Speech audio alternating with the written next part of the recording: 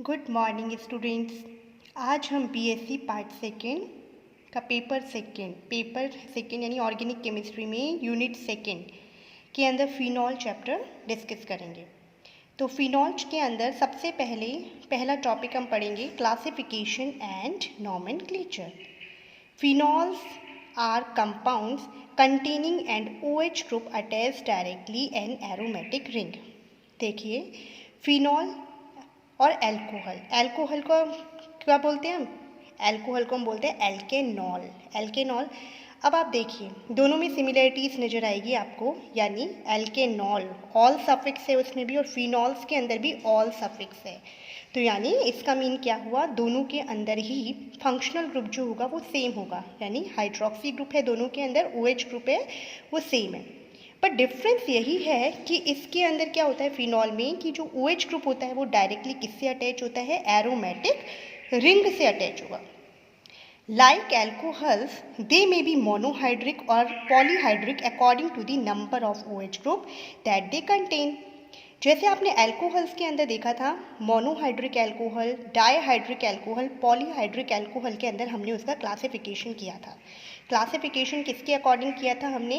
On the basis of number of hydroxy groups in alcohols. तो इसी तरह से यहाँ पे भी हम on the basis of number of hydroxy groups in phenols can be categorised into 3 groups like is monohydric phenol, dihydric phenol and polyhydric phenol.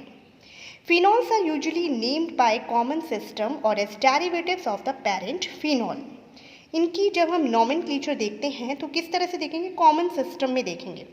Common system या फिर इसमें बोला है आपको पेरेंट फिनॉल जो है, जैसे फिनॉल है मोनोहाइड्रिक फिनॉल से है, ये फिनॉल है आपका। अगर एक बेंजीन रिंग के ऊपर OH ग्रुप लगा हुआ है, अगर इसमें या देखिए यहाँ पे CH3 ग्रुप और लग गया है तो ये फिनॉल के डेरिवेटिव हो गया यहाँ पे।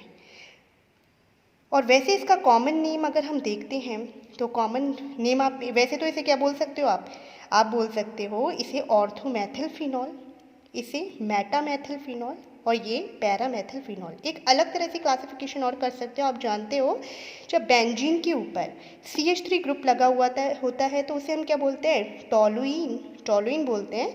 तो हम इसे क्या बोल सकते हैं, ऑर्थोहाइड्रोक्सी toluene, Meta hydroxy toluene and para hydroxy toluene.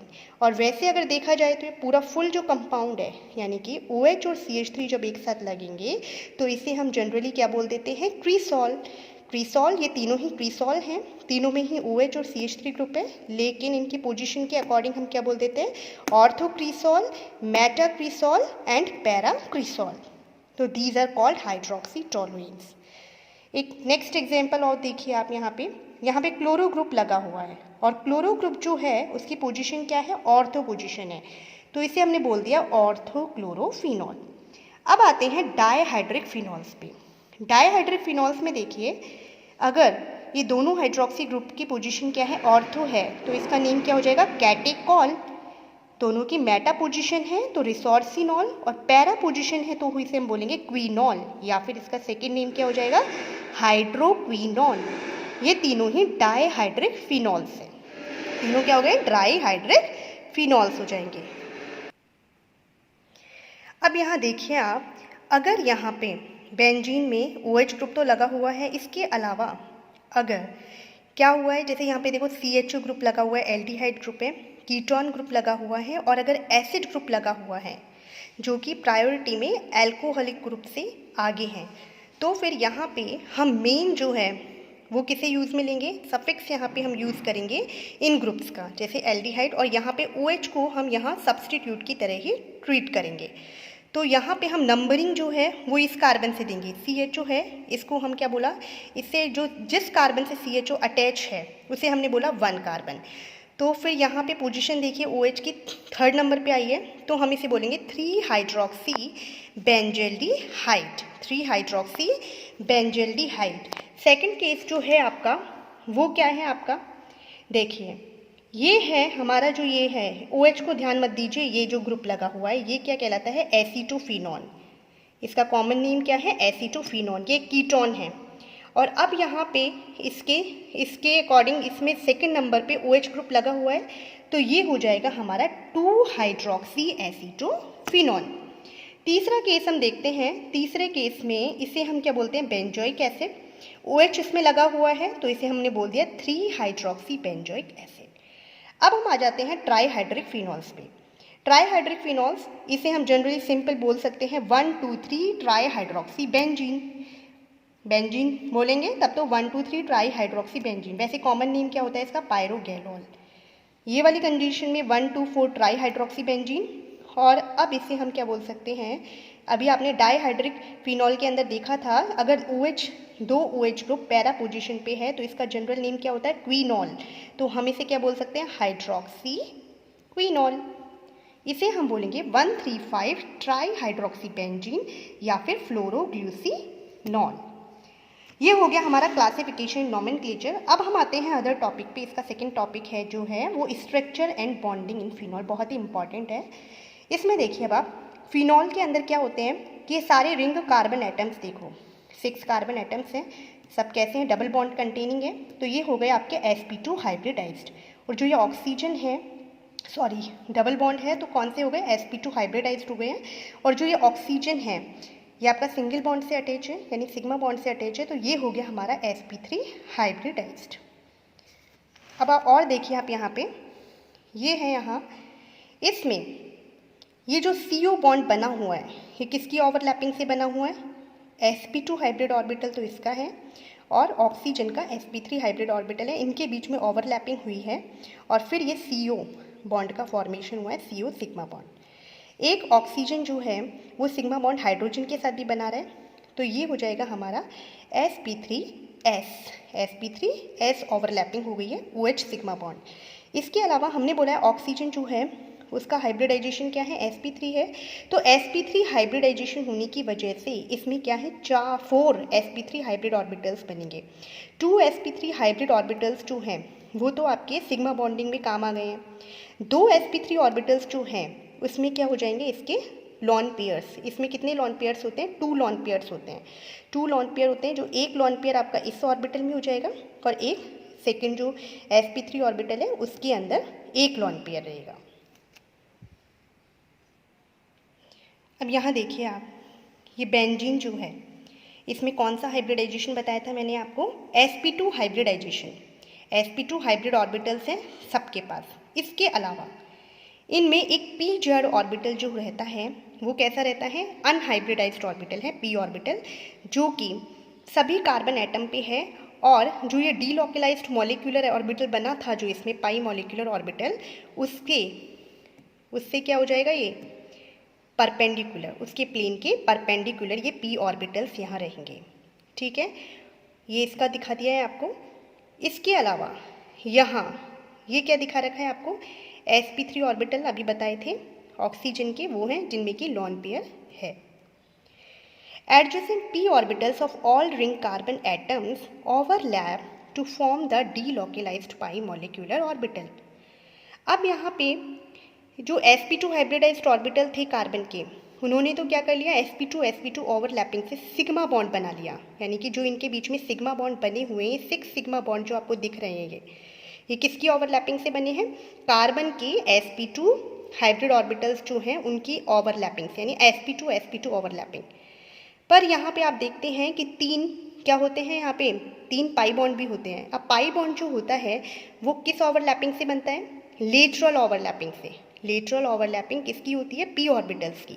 तो ये p ऑर्बिटल्स आपस में देख लिए यहाँ पे इस तरह से लेटरल ओवरलैपिंग कर रहे हैं और एक डीलोकलाइज्ड पाई मॉलिक्यूलर ऑर्बिटल का फॉर्मेशन कर रहे हैं। One of the lone pair electrons on the oxygen atom resides in sp3 orbital and interact with the delocalized pi molecular orbital to form an extended pi molecular orbital containing 8 electrons। ये देखिए यहाँ पे ये oxygen जो है इसका एक sp3 orbital जो है जिसमें कि लॉन पेयर है, ये इस पाई, इन सब ने क्या बना लिया, एक पाई मॉलिक्यूलर ऑर्बिटल बना लिया है, इसके साथ इंटरेक्ट करता है। आप जानते हैं रेजोनेंस होता है इसके अंदर। रेजोनेंस जो होता है उसमें क्या होता है कि ये जो ऑक्सीजन उसकी डायरेक्शन क्या होती है, इलेक्ट्रॉन देने की। इलेक्ट्रॉन जो होता है डोनेट यहाँ से स्टार्ट होती है, देखो यहाँ से ऑक्सीजन का जो लॉन पेयर होता है वो यहाँ पे रिंग को इलेक्ट्रॉन देता है। फिर इस तरह से अभी हम आगे पढ़ेंगे इसकी रेजोनेटिंग स्ट्रक्चर, उसमें आप देखना। तो ये इसके साथ इंटरेक्ट कर लेता है, पाई मॉलिक्यूलर ऑर्बिटल के साथ, और फिर क्या कर देता है, इस पाई मॉलिक्यूलर ऑर्बिटल को और एक्सटेंड कर देता है, जिससे कि उसमें कितने इलेक्ट्रॉन हो जाते हैं, फिर 8 इलेक्ट्रॉन। जब तक ये 6 इलेक्ट्रॉन ये थे ऑर्बिटल्स थे, जब ये एक साथ पाई मॉलिक्यूलर ऑर्बिटल बना रहे थे ओवरलैपिंग से, तब तो कितने थे इसमें, 6 इलेक्ट्रॉन्स थे। लेकिन जब ये इसके साथ इंटरेक्ट हो गए हैं, 2 इलेक्ट्रॉन और इंटरेक्ट कर रहे हैं इसके साथ, तो फिर कितने हो जाएंगे, 8 इलेक्ट्रॉन्स। कितने इलेक्ट्रॉन्स हो जाएंगे, 8 इलेक्ट्रॉन्स। डीलोकलाइजेशन 8 इलेक्ट्रॉन्स का हो जाएगा। अब यहाँ देखिए इसकी रेजोनेटिंग स्ट्रक्चर, यहाँ से हमने स्टार्ट किया, यहाँ से आपको समझ में आएगा। देखो OH यहाँ पे 2 लॉन पेयर है, एक लॉन पेयर देखो यहाँ से इस तरह से इसमें आया रिंग के अंदर, और ये जो पाई बॉन्ड है वो इधर शिफ्ट हो गया है, यानी यहाँ पे इसने यहाँ बॉन्ड बनाया और यहाँ पॉजिटिव चार्ज आ गया है, और ये वाला जो इलेक्ट्रॉन है वो इस वाले कार्बन पे गए हैं, तो यहाँ पे नेगेटिव चार्ज आ गया है, लॉन पेयर आ गया है। तो फिर अब इस तरह से ये इधर आएंगे और फिर ये इधर चले जाएंगे। इस तरह से डीलोकलाइजेशन हो रहा है, आप देखो पाई इलेक्ट्रॉन्स का डीलोकलाइजेशन होता रहेगा, और ये जो है ये सब इसकी रेजोनेटिंग स्ट्रक्चर्स फिनॉल की बन गई है। क्या हैं ये, रेजोनेटिंग स्ट्रक्चर्स ऑफ फिनॉल। अब आप ये देखिए फिनॉल के अंदर क्या होता है, इसकी स्ट्रक्चर में आप देखिए नेगेटिव चार्ज कहाँ कहाँ है, ये ऑर्थो पोजीशन है इसकी, ये पैरा पोजीशन है, फिर ये ऑर्थो पोजीशन है, यानी कि ऑर्थो और पैरा पोजीशन पे इलेक्ट्रॉन डेंसिटी इंक्रीज हो रही है। इलेक्ट्रॉन डेंसिटी यहाँ पे इंक्रीज होने की वजह से जो इलेक्ट्रोफाइल है वो कहाँ अटैक करेगा, ऑर्थो और पैरा डायरेक्शन में। तो यानी कि हम इस तरह से ये भी बोल सकते हैं कि जो ये फिनॉल है इसके अंदर OH ग्रुप कैसा है, एक एक्टिवेटिंग ग्रुप है, और साथ में ऑर्थो पैरा डायरेक्टिंग ग्रुप है। ये कैसा ग्रुप हो गया, ऑर्थो पैरा डायरेक्टिंग ग्रुप हो गया, क्योंकि जो इलेक्ट्रोफाइल होगा वो कहाँ अटैक करेगा, जहाँ पे इलेक्ट्रॉन डेंसिटी इंक्रीज है, नेगेटिव चार्ज ऑर्थो और पैरा पे ही है, तो ये ऑर्थो और पैरा पोजीशन पे ही इलेक्ट्रोफाइल यहाँ अटैक करेगा, इसलिए ऑर्थो पैरा डायरेक्टिंग ग्रुप है। अब यहाँ देखिए आप, मैंने बताया था उसी तरह से इलेक्ट्रोफाइल कहाँ अटैक कर रहा है, ऑर्थो वाली डायरेक्शन पे और पैरा पे। इस तरह से ये आपके प्रोडक्ट्स बनेंगे। फिनॉल्स के अंदर OH ग्रुप जो होता है वो एक्टिवेटिंग ग्रुप होता है। अभी बताया मैंने आपको कि फिनॉल के अंदर इलेक्ट्रोफिलिक सब्स्टिट्यूशन रिएक्शन जो होंगी वो बेंजीन की तुलना में क्या होंगी, फास्ट होंगी, इसीलिए एक्टिवेटिंग ग्रुप है। और कहाँ पे ये इलेक्ट्रॉन डेंसिटी इंक्रीज करा रहा है, ये ऑर्थो और पैरा पोजीशन पे, तो ऑर्थो और पैरा पोजीशन पे ही इलेक्ट्रोफाइल जो होगा वो अटैक करेगा। अब एक इम्पॉर्टेंट क्वेश्चन आता है, देखिए CO bond in phenol is slightly smaller than in methanol. Why? यानी फिनॉल के अंदर जो CO बॉन्ड है उसकी बॉन्ड लेंथ आप देखिए 136 पिकोमीटर है, और यहाँ पे देखिए मीथेनॉल के केस में 142 पिकोमीटर है। आखिर दोनों में ही सिग्मा बॉन्ड है, पर यह डिफरेंस क्यों है, तो इस डिफरेंस के बारे में अभी बताते हैं आपको। देखिए यहाँ क्या होता है, अभी मैंने आपको बताया था फिनॉल के अंदर क्या हो रहा है, रेजोनेंस हो रहा है, रेजोनेंस हो रहा है फिनॉल के अंदर। इसके पाई इलेक्ट्रॉन, जो ये पाई इलेक्ट्रॉन है इसके साथ इसके लॉन पेयर जो हो रहे हैं वो इंटरेक्ट कर रहे हैं, ठीक है। यहाँ पे ऐसा कोई रेजोनेटिंग स्ट्रक्चर नहीं बन रही है, तो इसकी वजह से यहाँ पे कौन सा बॉन्ड आ जाता है, पार्शियल डबल बॉन्ड आ जाता है। तो पार्शियल डबल बॉन्ड के कैरेक्टर इसमें आ जाते हैं, जिसकी वजह से इसकी बॉन्ड लेंथ जो होती है वो शॉर्टर हो जाती है, किसकी तुलना में, मीथेनॉल की तुलना में। देखिए आप यहाँ पे, because CO bond in phenol acquires some double bond character due to resonance phenomenon bye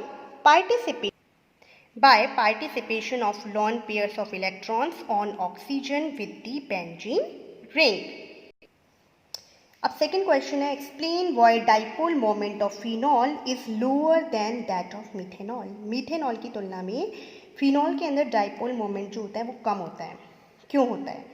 अब इसका आंसर आपको मिलेगा, देखो कि फिनॉल के अंदर क्या होता है, जो O ग्रुप है वो किससे अटैच है, बेंजीन रिंग से, और बेंजीन रिंग जो होती है उसका इफेक्ट कैसा होता है, इलेक्ट्रॉन विदड्रॉइंग इफेक्ट होता है, यानी कि रेजोनेटिंग फिनोमेना हो रही है, वो इलेक्ट्रॉन ले रही है, ठीक है। बेंजीन रिंग जो है वो ऑक्सीजन से इलेक्ट्रॉन ले रही है। और जबकि मेथेनॉल के केस में क्या होता है कि जो R ग्रुप है उसका कैसा इफेक्ट होगा, इलेक्ट्रॉन डोनेटिंग इफेक्ट होगा, उसके अंदर कौन सा इफेक्ट पाया जाता है, इंडक्टिव इफेक्ट होता है, तो उसकी वजह से उसका इलेक्ट्रॉन डोनेट करने की टेंडेंसी होती है, तो ऑक्सीजन के ऊपर नेगेटिव चार्ज जो होता है यानी इलेक्ट्रॉन डेंसिटी और इंक्रीज हो जाती है। तो इसकी वजह से आपका ये मेथेनॉल जो होता है वो कैसा हो जाता है, फिनॉल के कंपैरिजन में ज़्यादा डाइपोल मोमेंट हो जाता है, ज़्यादा पोलर हो जाता है। तो इसी की वजह से इसका डाइपोल मोमेंट जो होता है वो फिनॉल से ज़्यादा होता है। थैंक यू बच्चों। आई होप आपको जो आज मैंने लेक्चर में समझाया है वो समझ में आया होगा। Thank you.